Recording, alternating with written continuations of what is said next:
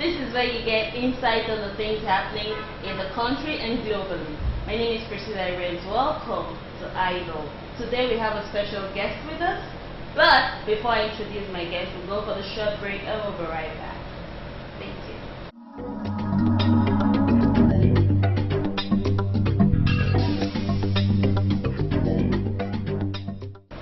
Welcome back. Now it's time to meet my special guest. He's going to introduce himself to us. He's the CEO of a company. He's an icon. He's a role model to so many people.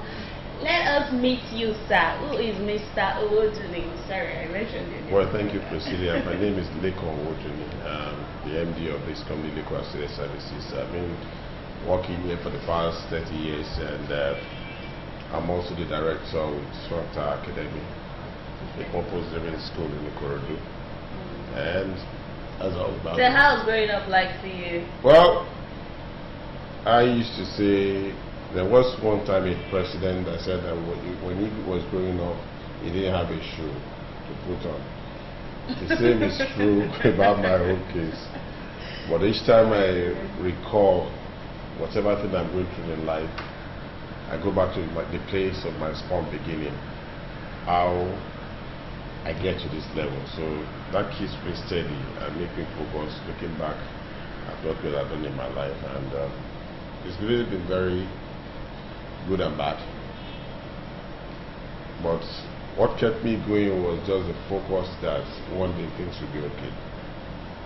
Now, business-wise, how did you start? I wasn't born with a silver spoon in my mouth, or I didn't have a parents that are very wealthy, per se. But I have parents that have integrity, parents that give me good moral values, parents that taught me to be contented with everything I have or everything they give me.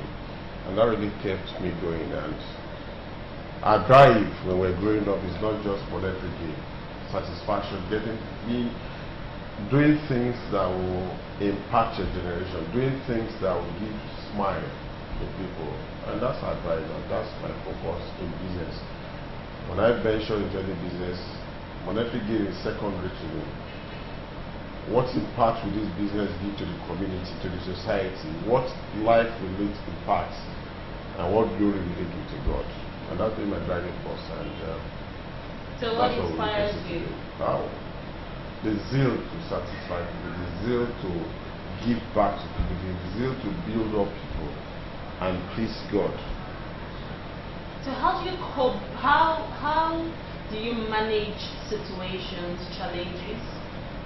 Well, when you're faced with one? Situations and challenges are part of growth. It all depends on your perception. What you call challenges could be an opportunity for someone else. So I go headlong, face it the way it comes. But I would not allow whatever thing I'm going through that is not pleasant to me to color my view or block my vision concerning what I want to do. Because I'm focused and I'm going there, irrespective of the bottleneck I see on the road, until I pass through and I penetrate through. I'm not going to look back.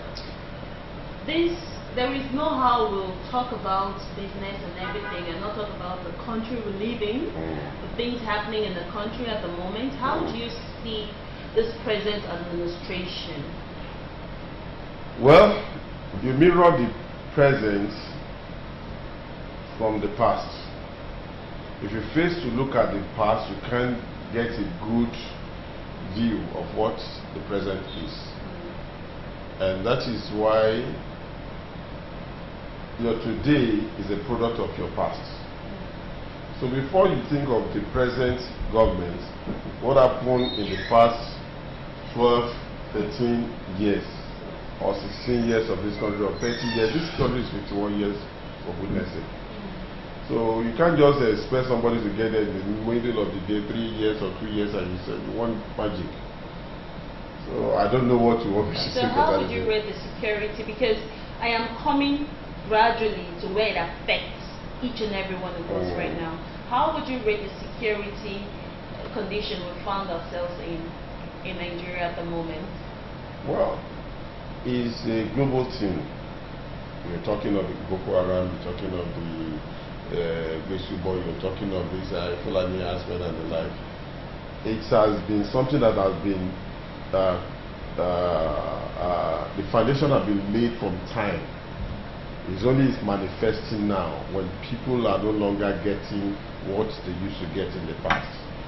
By the time the past governments, there are so many funds that is getting to the hands of few non-entities and individuals who empower this youth and the like. But now this present government is trying to say, no, don't let us do it that way. It's restricted to some individuals and it's not filtering to these people. And they say the global thing, you see, whatever thing is happening to the Boko Haram and the like is what is an offshoot of what happened in the ISIS. The Libyan crisis, the Arab Springs and the like. That is the after effect. And that is what is spreading to Kenya now. Do you understand what I'm saying now? So when a people fail to provide quality education to emancipate their population, especially the youth, when they fail to give them quality or just mere education, this is what we witness. Some other people will educate them in a way that they will take laws into their hands. Education is the problem we're facing right now. The key, it is, well, to me, probably because of our education, it is the major, the prime factor that is responsible for some of this unadaptive behavior to noticing youths.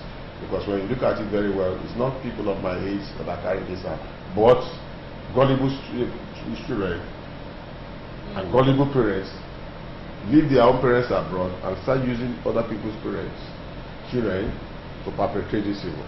Talking about education now, during the past administration, we had the case of the Chibok girls, and now we have the Dapchi girls. So how secure do you think our children, our girls, even the boys, how secure do you think we are? Well, when you talk of security, our security lies with God, number one. But at the same time, the government has a lot of roles and responsibilities to play. We need to look inward. These people, Boko Haram, they didn't just jump from heaven or jump from anywhere. They are people that live among us. And there are some, the government is purely funding the Boko Haram. The individuals are funding them. Let's look for these individuals and the government persons that are funding them before we go chase after them. Now, what are the security forces doing? The armed forces, they are not waging any war. Can they consider that as a war and go headlong? They have been able to identify where they are. Can they deploy all the resources and go, just make it a 1 month affair? They are just restricted to some particular areas, and periodically they just come to other areas. So why didn't they take it that this is a war? Imagine if another nation come now to against us. Are they up to Ghana or are they up to Sierra Leone? If those people come now to wage war against us, is that what we'll be saying? Do you understand? So that is what the man at the helm of affair, the military, the police and everything, they need to sit up. That is if an insider is not involved. Do you understand what I'm saying? Because the greatest war that is just difficult to fight is an in-house war. There is a Yoruba that says that the weevil that spoils the vegetable is right inside the vegetable. You understand? So it's going to be very difficult. When you want to destroy, you destroy the vegetable with it. Let me see if I can say. So when you try to do that one, you destroy it and you need to eat the for. Okay, so what are the measures? Because I know you have a school you run. Yeah. So what are the measures and the precautions you take in security-wise? The very first thing is to educate the children on security. No one is safe, but we trust absolutely in God, and we make an arrangement and in-house security measures. Like I have an apartment within the place, and most of the staff resides in the school, and every student is trained on this issue that look, they could come in anytime, and we are lucky that we have some of the policemen hanging around there. They have some. Let me give it to the policemen. They are trying their best because they stay in some hotspots areas. They identify these people in town. And let me see, another good thing is the rulers of a domain have a lot of role to play in this, because they know those people in the look at what the Obanova of the Bureau of Benin did recently. He called in all the people in the thing and said, look, he put a spell down. If anyone do this again, this is going to happen. It's going back to the traditional way of doing things. They will not do it again. So let the Oba comes around, comb their environment, and said, look, this, like in my area in Ikorodu, there used to be battles and everything, but today there is the past. So if we could do that one, look at what Lagos is doing in terms of security. Aside from the fact that the policemen, the remuneration and everything lies with the federal government, Lagos State is massively pumping money into them to make sure they are happy. So once they are happy, the security, how many sides have you been hearing now that the armed robbery and coding in Lagos is very minor. Okay, so I'm going to ask you again. This, we've talked a lot about security right now, so we're going to delve a bit into your personality and your personal life. Now, how do you merge business with your private life? Well, there are two concurrent things. You can't separate both. Do you understand? My private life is business, my private life is business. Do you understand? So how do you spend your leisure? Well, I spend my leisure just the way I'm talking to you now. Occasionally I go to the gym, I play tennis and clubbing swing, and I go to the church, have fellowship with people, and relate with people, community, and that's what I do. Okay, I asked you that question in between because I'm going to ask you another question now, so we don't look too tense in this interview. I want to ask you now, how or what are the things you have to say to advise the federal government in terms of tackling the security state in the nation?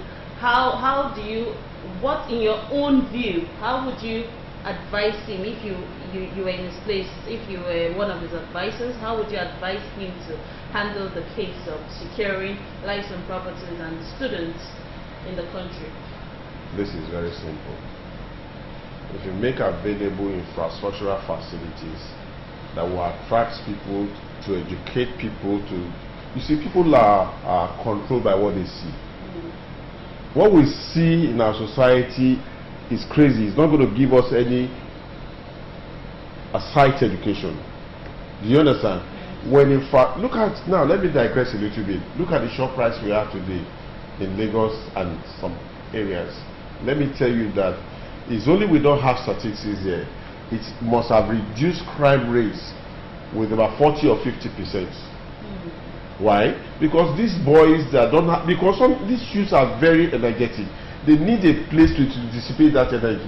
Let the federal government create infrastructure facility, football place, boxing and everything. These guys will go there.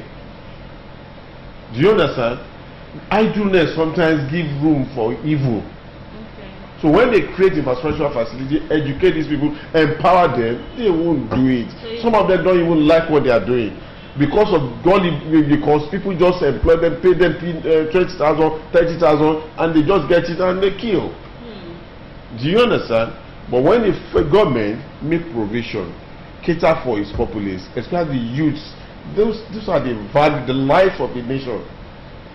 But when they are neglected, and some disgruntled elements in political powers are building a mansions here and there, and these guys are seeing it, it will color their social organization and value calculation. To the extent that, look, they want to be like them, but how would they be like that? Work from now for the next 30 years, you can't get there. So they will steal. They will take laws into their hands. They will be recruited by giving, to go and kill. That will recall, it will reformat their thoughts and thinking. Do you understand? So that's what I think. So how do you see the clash between the farmers and the headsmen? That's a big topic. When I was growing up, we lived with these Fulani headsmen. They do their job, they go around, but they don't ever visit the farms. Okay. You understand? But now, and what they do is you just see them with rods in their hand, so like a shepherd, to be this animal from going there. You don't see them on the road. But now when a herdsman is going about with AK-47 that is about 2 million naira, how many cows is he going parading? So you know that it's just beyond herdsmen now. Now I flew down to Abuja, so I was just coming, I saw cows on the roads, international airport, Abuja. Wow. Oh yes, all over, on the both left and right. So how do you classify that? So what's the way out? So who owns all those animals? Let's first call them. It's not those boys that are carrying AK-47. Just like the Boko Harams are not the one. They are just playing to the tunes of the people that they say that they tune. Those who brought them the whistle, who are blowing it, they follow the instruction of what they are doing. So the same way, who owns those cows? Get those cows now, they will not come out. Let's start from there. Do you understand what I'm saying? Let's start from there. Interesting. So do you have any political ambition in the future? Well, I don't have any. I got my work to do. I can just witness what they are doing, but not me in politics. Thank you. Thank you so very much for being a part of IBOL. But before we go, one last word to the youths, people that are aspiring to be an inspirational speaker like you, a CEO that's aspiring to achieve the things that you have achieved. What do you have to say to them at home? Those that have lost hope entirely. Well, there's hope. I believe there's a hope. There's hope in this nation. And I believe in my whole lifetime Nigeria will still be good. Nigeria will be great. Things will turn around in this nation. And I will tell the youth not to lose hope. And you see, we are so lazy because our values have been eroded. When I was growing up, my parents would always tell me, remember the son of whom you are. And that's money, that gives me value, that I don't do what other boys are not doing. You say, you are going somewhere, these ones are not going anywhere. Do you understand? And that makes me to focus on whatever. If it's academics, if it's sports and everything, I'm just focused because I know I'm going somewhere. So if they know, a man without a vision is a man that will not, he has no ambition. So when you have the vision will keep you alive. So what's the secret to your success? I've just told you that it's yours. I just receive grace from the Lord. Wow. It's just grace. Thank you so very much for being a part of IBOL. And now we'll come to the end of today's edition of IBOL. If you missed, there's always a repeat broadcast. My name is Priscilla Rex. I'll see you same time, same station next week. Until then, bye.